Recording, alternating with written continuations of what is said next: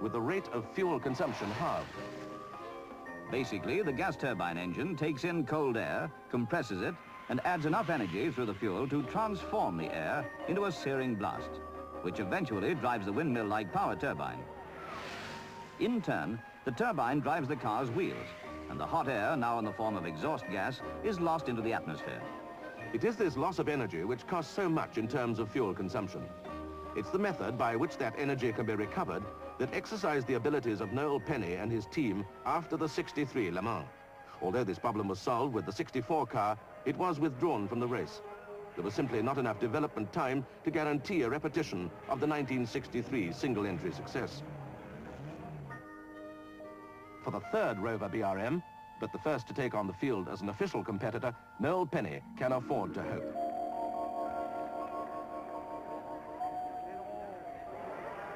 June 19th, 1965. The temperature overpowering. Only minutes left, and the dreams of victory merge with the heat of excitement. The sleek Dino V6, destined in this race of 24 hours to last for less than 24 minutes.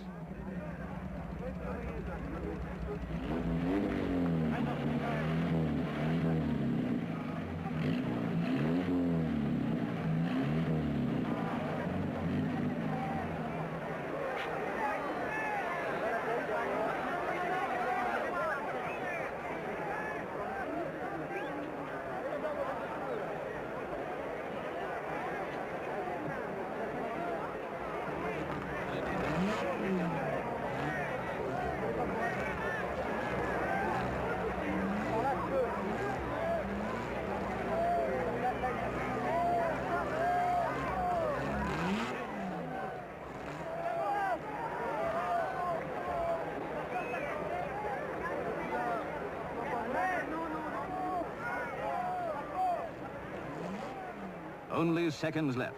The last car is pushed into position. The last mechanic is shooed away by eager-to-pounce policemen. The last hero's gesture is made, and drivers step down to face the sense of isolation, which Rover BRM co-driver Jackie Stewart must still await. Messieurs les pilotes, à votre place, s'il vous plaît.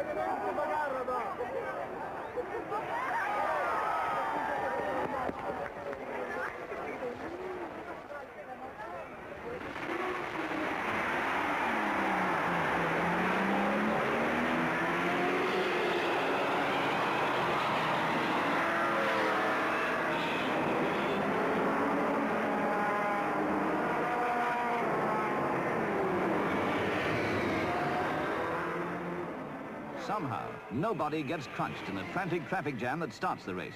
A field of 51 and already in front are two Ford GTs. But Hill is happy. The Rover BRM is whistling all's well.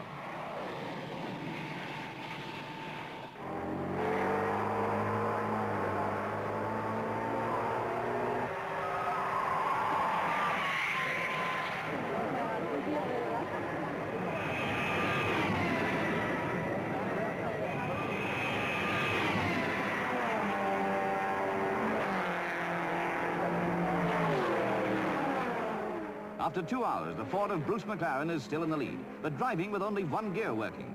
And behind him is a pack of 5 Ferraris. In the lower power range, one of the 2 Sprites dicing with a tail-clinging Porsche. For the other Sprite, destined to finish 14th, the sight of the already finished Alfa TZ.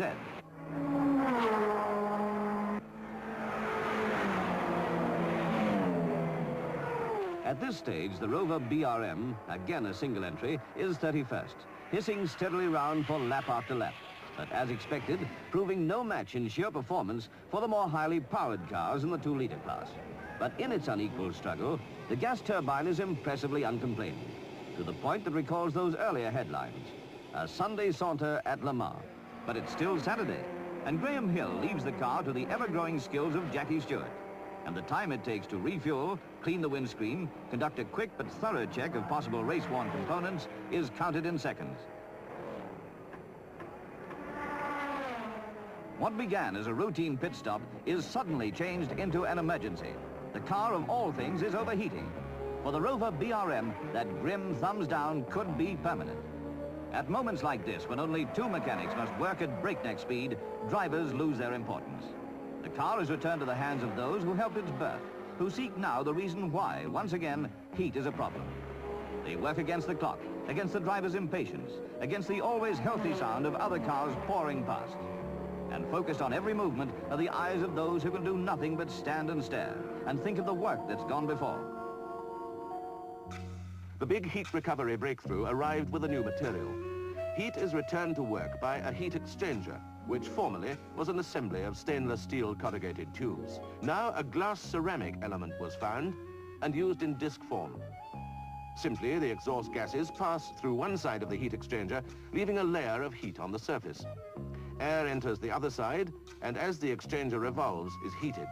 A D-shaped seal fits over the heat exchanger to separate the two sides, and as this is made of metal, it is flame-hardened to withstand the high exhaust temperature.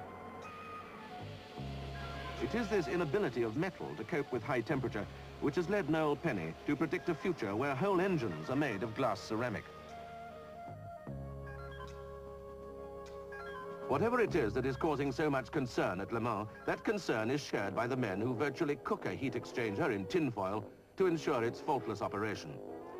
Here, where mass production is something you reach but don't rejoice in, they like engines running right.